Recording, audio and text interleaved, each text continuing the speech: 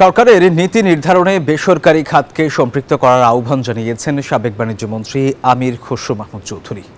তথ্য প্রযুক্তি খাতের অন্যতম বড় আয়োজন বিপিও সামিট বাংলাদেশ 2025-এর সমাপনী বক্তব্যে এই আহ্বান জানান তিনি। বলেন, শিক্ষিত বেকার সমস্যা সমাধানে প্রযুক্তি নির্ভর খাতে বিনিয়োগ বাড়াতে হবে।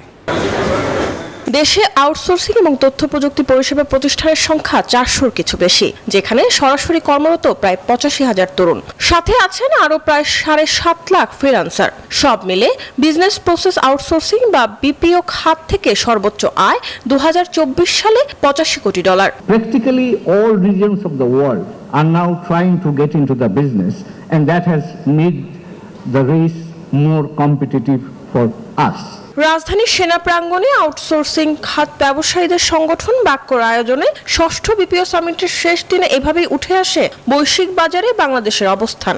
কর্মসংস্থানের নতুন দুয়ার খোলার পাশাপাশি রপ্তানি বাড়াতে বিপিও শিল্পের বিকাশ জরুরি বলে মত সাবেক এই বাণিজ্যমন্ত্রীর। Government doesn't have to do everything.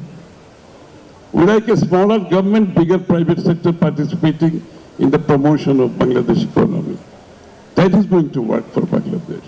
We want to make Bangladesh a trading post. BPO summit শুধু প্রযুক্তির নয়, শিক্ষিত তরুণদের ভবিষ্যৎ গড়ার দিক নির্দেশনা হিসেবেও কাজ করবে বলে মনে করছেন সংশ্লিষ্টরা। Manpower count or head count, so to speak, that will not add value to me. It's the kind of quality you're bringing into that skill set. There should be a good infrastructure, facilities to deliver the service, so this has become a huge challenge. আয়োজকদের দাবি, আন্তর্জাতিক বাজারে দেশীয় outsourcing বিকাশে BPO summit কার্যকর ভূমিকা রাখবে। The European Commission is going more and more into Mariam Aziz Morin, news 24, Dhaka.